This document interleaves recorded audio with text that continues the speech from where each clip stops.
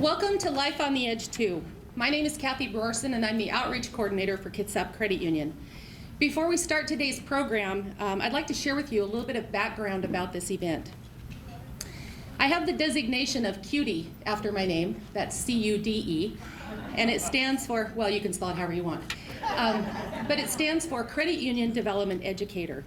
How many other DEs are here in the room today? Raise your hand. That's awesome. I am so excited. Becoming a DE is an innovative, interactive, and intense immersion. It's a training that covers social responsibility, psychology, international issues, domestic finance issues, community development, history, and it's all, and other contemporary issues, all under the umbrella of community development. I'm one of about 1,100 US trained DEs, and the other people that just raised their hands in the room as well. And in May of 2012, I created Life on the Edge as my graduation project. So raise your hand if you were at that event. Wow, that's so great to see so many repeat attenders. That's a testimony to the fact that Life on the Edge was a life-changing interactive learning opportunity. First of its kind in the community. And the goal of that was the event was to change people's perception of and response to poverty. And it included an intense simulation exercise where we put 172 people through pretending they were parts of 36 low-income families and gave them different scenarios and let them spend the day walking in somebody else's shoes. The result of that exercise provided each participant a personal and intense journey into the world of poverty that day. And now Life on the Edge 2 is going to take us one step farther. This time it's more than just about personal change. It's about moving beyond oneself into true communication and community collaboration. My intention is to light a passion to change poverty and homelessness in the community through personal engagement. We can't effectively bind and strengthen the fabric of our infrastructure without this kind of an effort. It is our collective engagement that will sustain this kind of a change. Today you're going to be interacting with people from Kitsap, King, Pierce, Mason, and Thurston counties. And raise your hand if you're representing a social service agency. Great. Raise your hand if you're representing a business. Okay. Raise your hand if you're representing law enforcement. All right, well, nobody act up anyway. Raise your hand if you're representing the faith community. Awesome. Raise your hand if you're representing government. Great. And raise your hand if you're representing the community. That should really be all of us, right?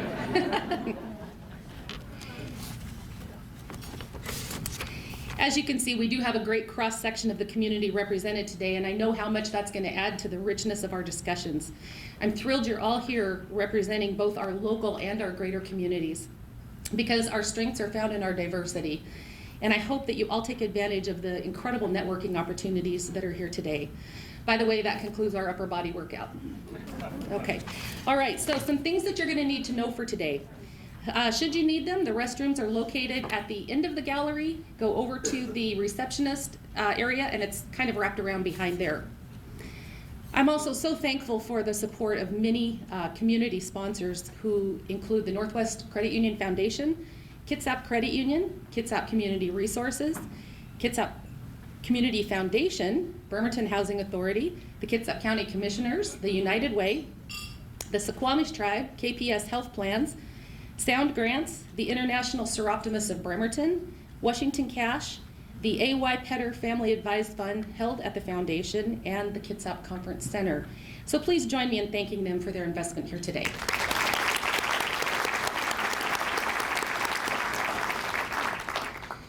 In your packets, you're going to find an agenda for the day, all of the speaker handouts, note pages, a participant list, and the event evaluation form.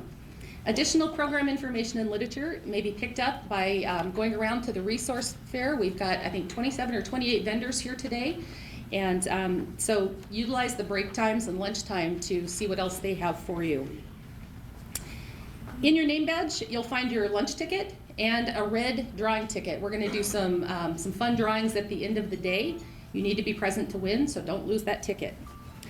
And while mentioning the resource fair, I'd like to bring an upcoming event to your attention real quickly. The United Way Vision Council, Kitsap Community Resources, the Kitsap Food Bank Coalition and the Olympic College Foundation would like to invite you to join them for a movie. This is a documentary on poverty in the Northwest. It's set in Portland, but much like Kitsap, with a short discussion afterwards.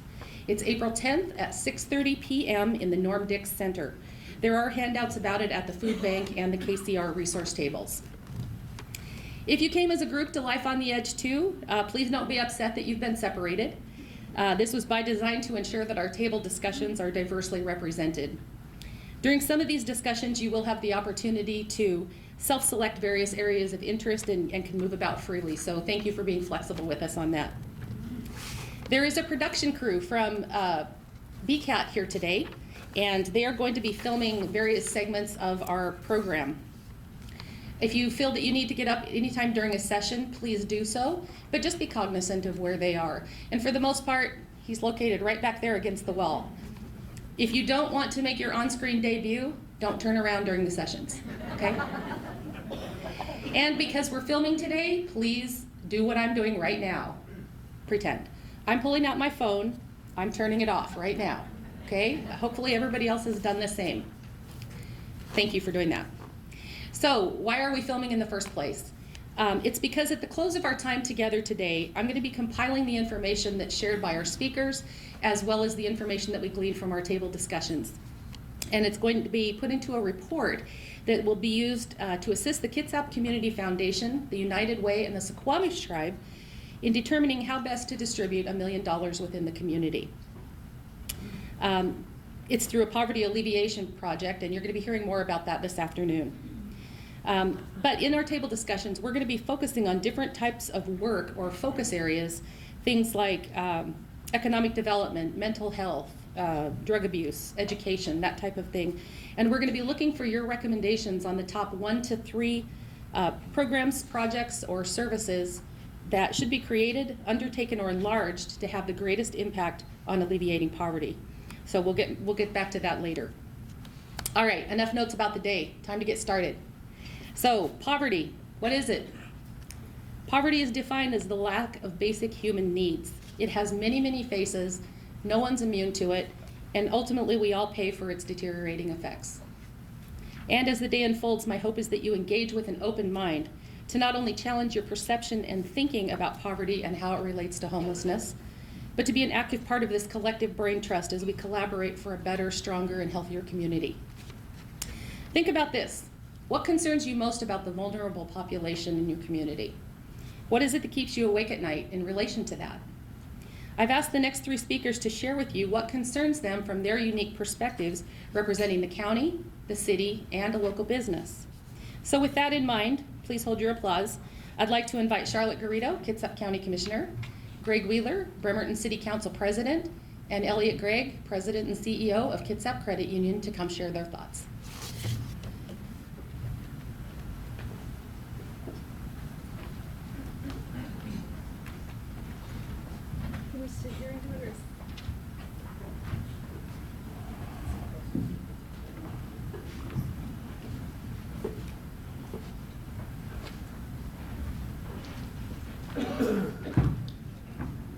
Good morning. It's wonderful to see so many faces and so many people that I work with on and off all the time, or know that county folks do.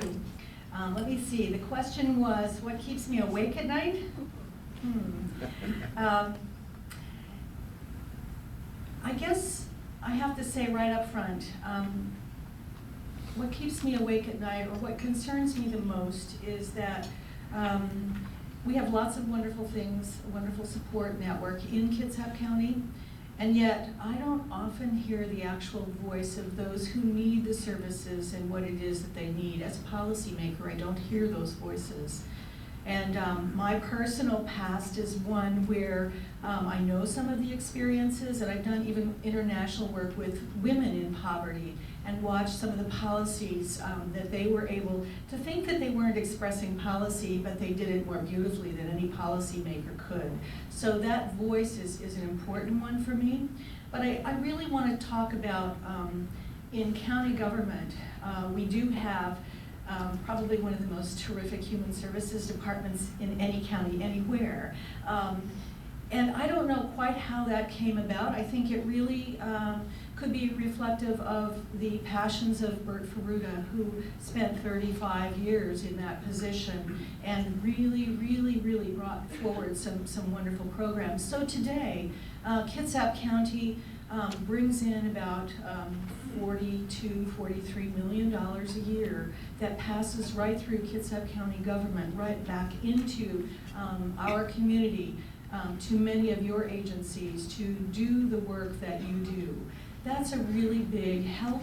It's good for us to be able to have that understanding of the kinds of services that are happening, but it also gives us a view of some of the things that are not happening that could be happening. So personally, I think that a little bit better view of the linkage between need for a home and a need for a job, need for food, for transportation, and how that relates to health care.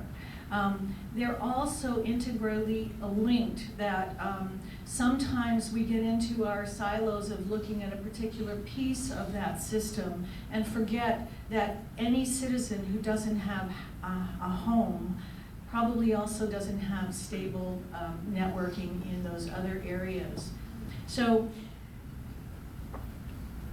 we also, so it's really wonderful to see that Kitsap County can be helpful in funding.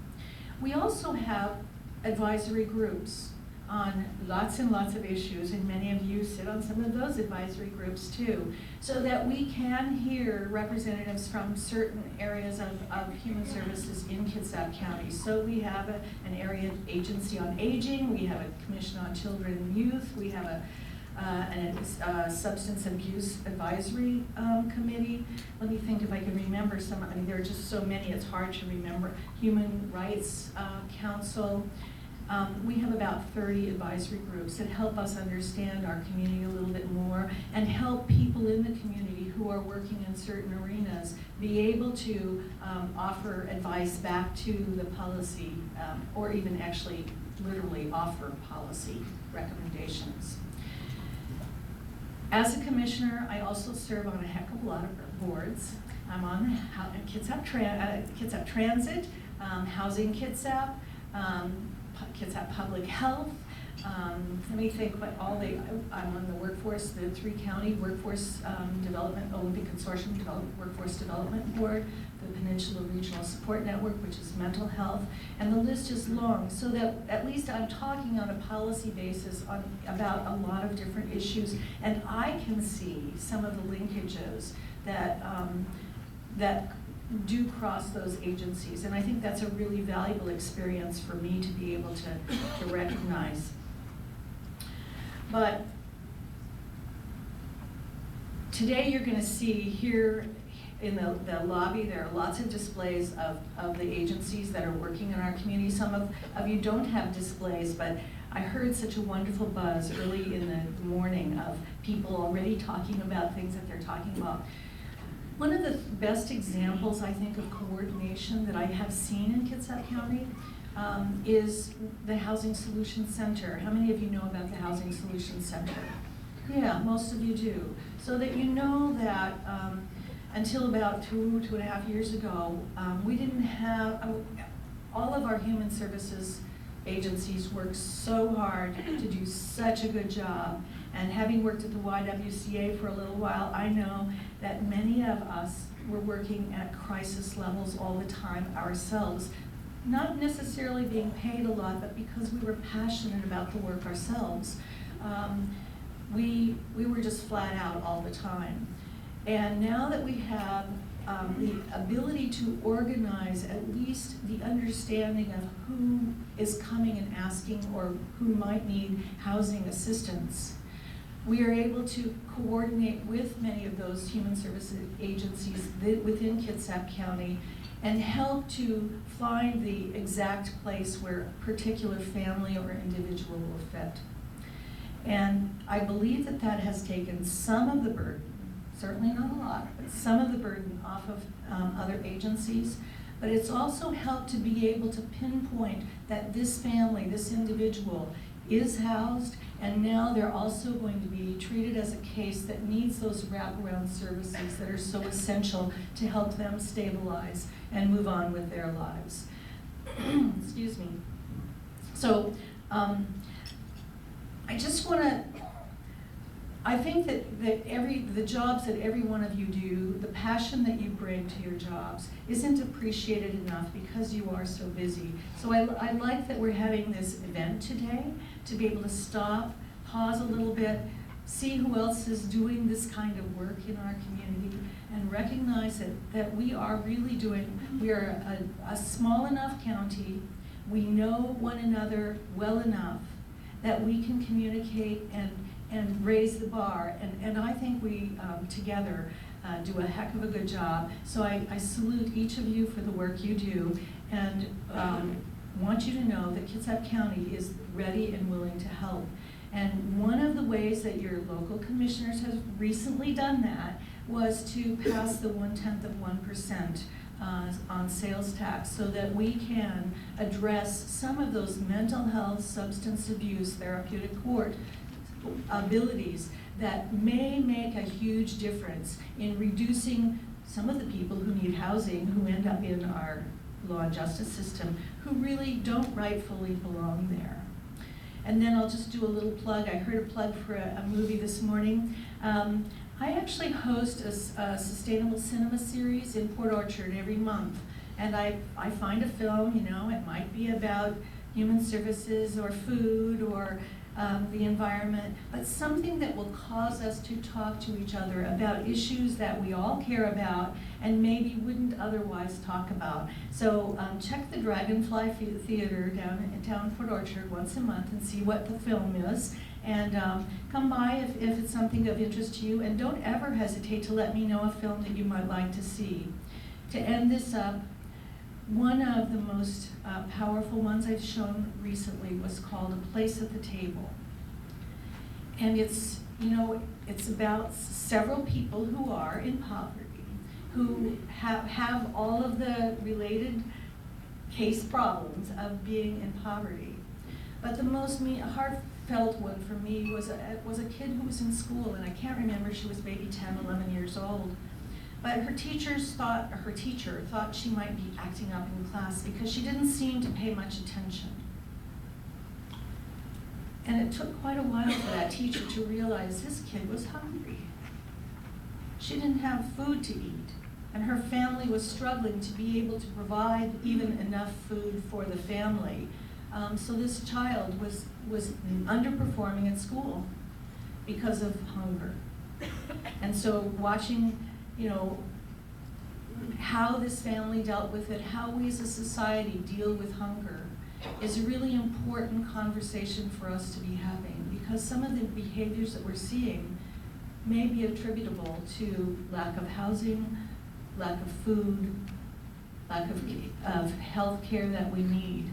And so there are different ways that we can convey this message to one another. Kitsap County does what it can, you do what you can, but together we can really make a huge, huge difference. Thank you.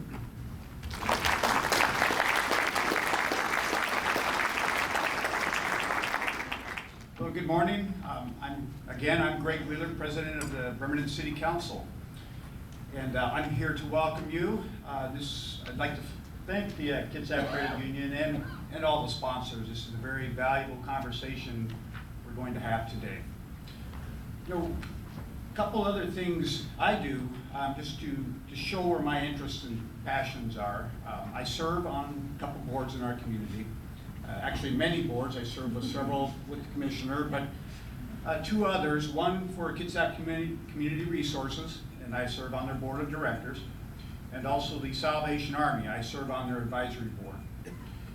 And the reason I serve on these two boards, outside of all the other duties I have, is there's a tremendous need, not only in our city, but in my district, to provide these services that these two agencies offer. And also there's a need for more awareness. You know, that one of the questions asks, what concerns you? about the vulnerable. And I will say that it's being this population, and we have tended to group them all together, but they're misunderstood. Now, everybody in this room understands that there's mental illness, there's medical disabilities, there's developmental delays, there's folks coming out of prison, there's people with police records. Every one of these things can put somebody in a vulnerable position. So when I'm out in the community, the brush is a little bit broader, and it's basically fear and misunderstanding of this population. And it's a tough situation because, especially in District 4, which is our downtown district, we are all grouped together, and there's still a job to be done as far as making folks aware, trying to teach folks that this population is us. We are all in this together. A lot of these things could happen to any one of us or to a family member. And it's just one of those things that we need to pull together on. I was at a Block Watch Captain's meeting Monday night. And I go to these frequently. They were held up at our police station, and it's from Block Watch Captains from around the community.